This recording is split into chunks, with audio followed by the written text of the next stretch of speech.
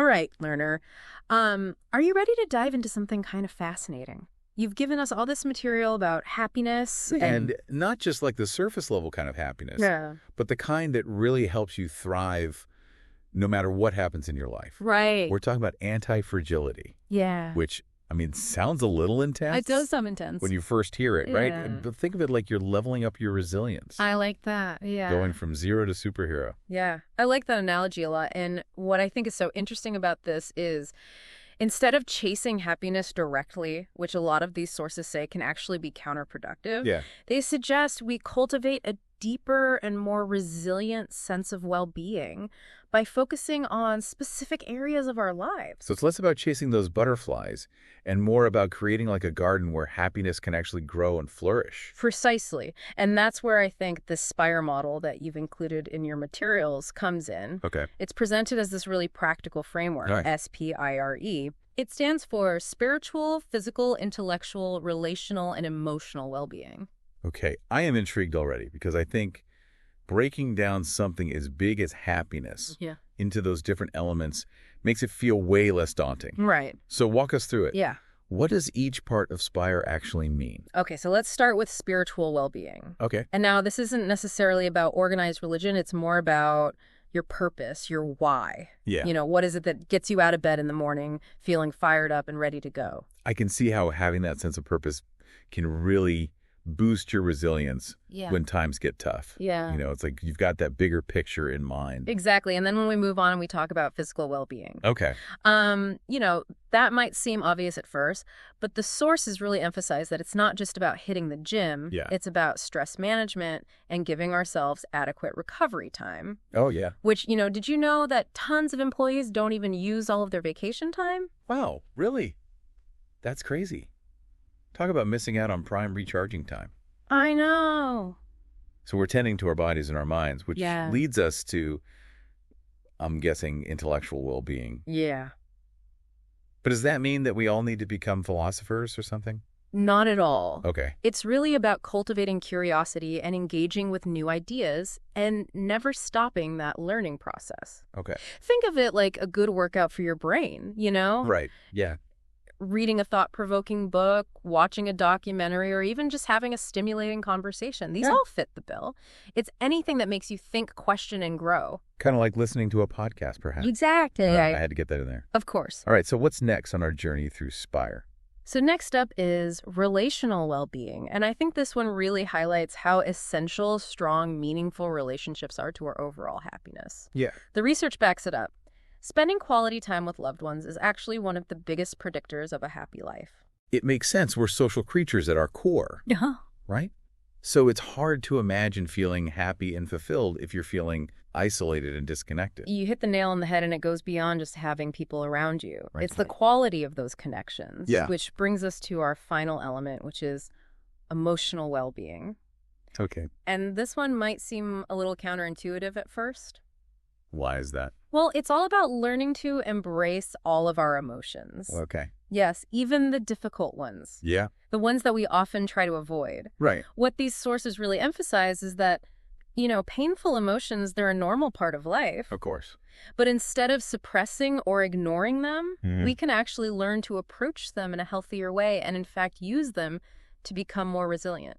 Okay, now that is interesting because I feel like so many of us spend a lot of our lives trying to like avoid those difficult emotions. Right. So how does leaning into them actually help? It seems kind of backwards. Yeah, well, think about it like physical training. You know, if you're only lifting the lightest weights, your muscles aren't going to get any stronger, right? Right. So it's the same with building emotional resilience. When we allow ourselves to actually experience that full spectrum of emotions without judgment, Yeah. it's like we're giving those emotional muscles a workout. Right. And then as a result, we're more equipped to handle, you know, life's inevitable ups and downs. We're basically building up that emotional resilience so that when we experience setbacks, we can bounce back quicker. Exactly. And this actually ties in beautifully with that whole concept of post-traumatic growth that we touched on earlier. Oh, yeah. You know, where instead of being broken by challenges, some people can actually find ways to really harness those experiences Yeah. and use them to become even stronger and more resilient. It's pretty amazing. That reminds me of that Nietzsche quote.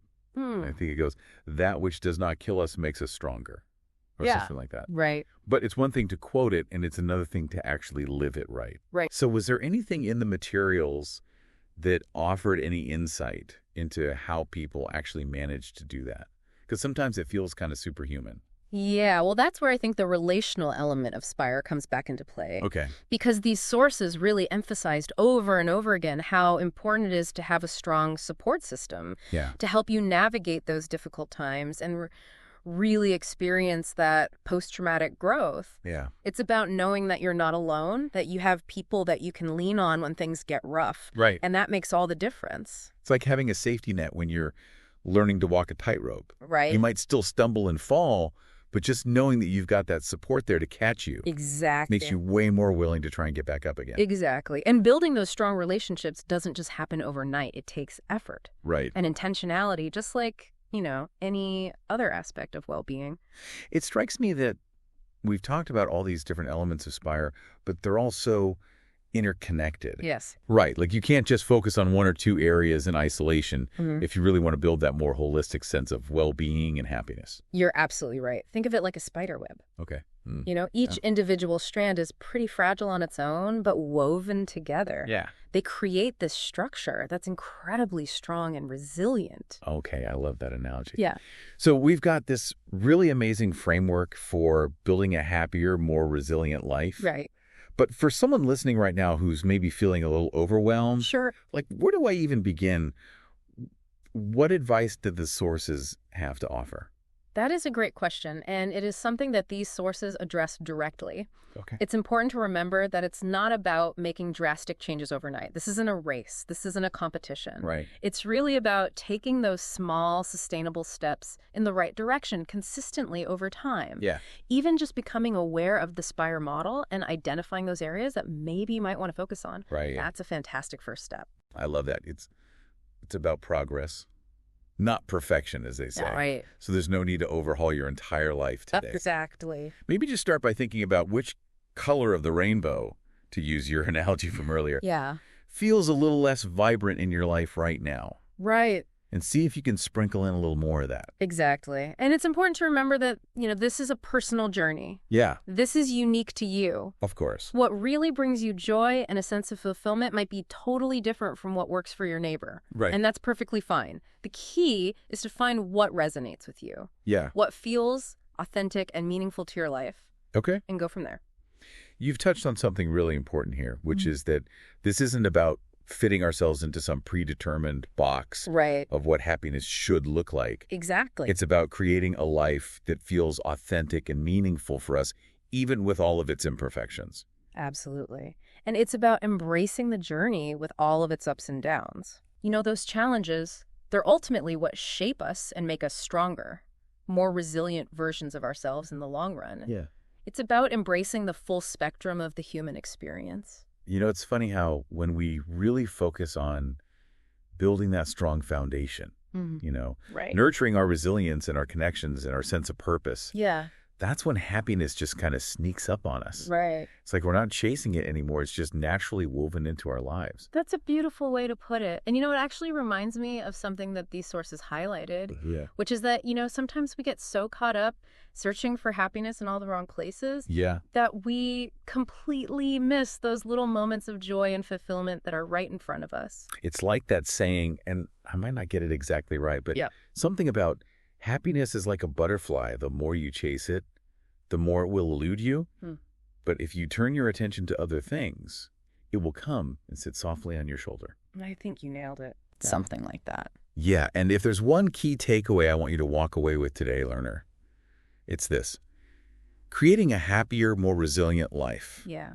It's not about reaching some final destination. Right. It's an ongoing process. It's a journey of growth and self-discovery that unfolds day by day. Absolutely. And remember, learner, you don't need to have it all figured out today. Right. Don't let this feel overwhelming. Right. Start with one small step. Exactly. Even something seemingly insignificant. Yeah. What's one little thing you can do today to just nurture one of those SPIRE elements? Maybe it's picking up the phone and having a real conversation with a loved one. Yeah. Taking a walk in nature to clear your head, or finally booking that vacation time you've been putting off. Yeah. Just pick one thing that you can commit to and build momentum from there. Couldn't agree more. Yeah. Remember, every single journey, no matter how grand, begins with a single step. And on that note, learner, we'll let you take those first steps on your own unique journey towards a happier, more resilient you. Until next time, keep exploring, keep growing, and keep diving deep.